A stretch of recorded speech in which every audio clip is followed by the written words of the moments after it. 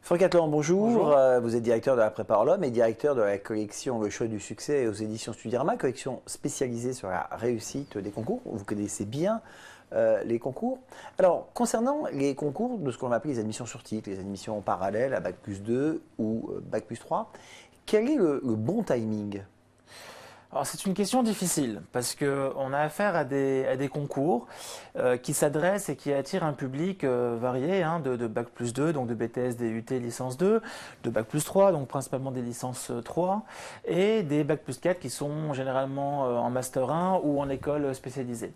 Donc là, la question qu'il faut se poser, c'est comment est-ce qu'on peut réussir à piloter des matières qui sont quelque part quand même très différentes les unes des autres, hein, parce que on va avoir généralement des tests d'aptitude dans chacun de ces concours, donc le TAGE-MAGE, le TAGE2, le test arpège, qui sont des tests quand même très nouveaux pour ces étudiants qui font de la philo, qui font du droit, qui font de l'économie.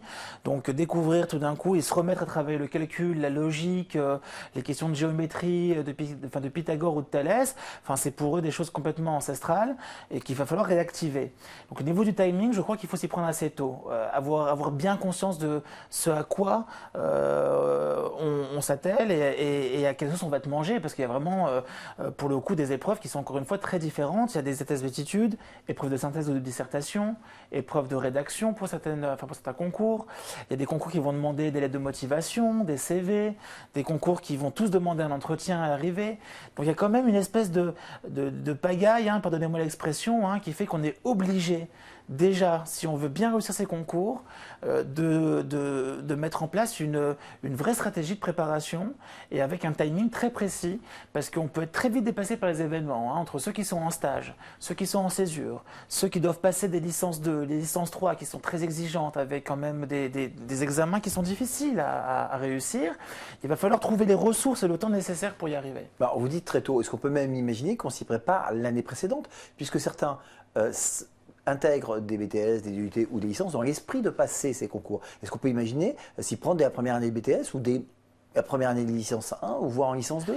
Ce serait l'idéal, Nicolas, naturellement, parce que je pense que la préparation, une préparation qui s'inscrit sur la durée est celle qui a le plus de chances ensuite de se transformer en admission dans les meilleures écoles.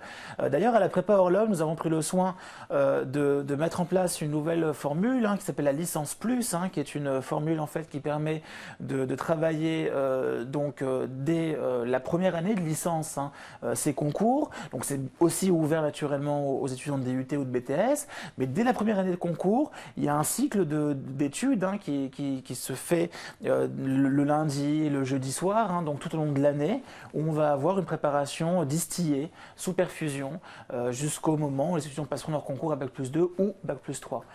Maintenant, pour répondre à votre question, je pense que ceux qui savent déjà qu'ils doivent passer des concours, il y a deux choses à faire. Au niveau du timing, il faut déjà qu'ils ne ratent pas les grands rendez-vous de l'année. Hein. Les grands rendez-vous de l'année, ce sont les journées portes ouvertes des écoles de commerce qui vont donner vraiment le ton de leur stratégie, qui vont expliquer quelles sont leurs valeurs. On va pouvoir s'imprégner très tôt de ce que c'est une école, de ce qu'on attend des étudiants qui doivent y rentrer.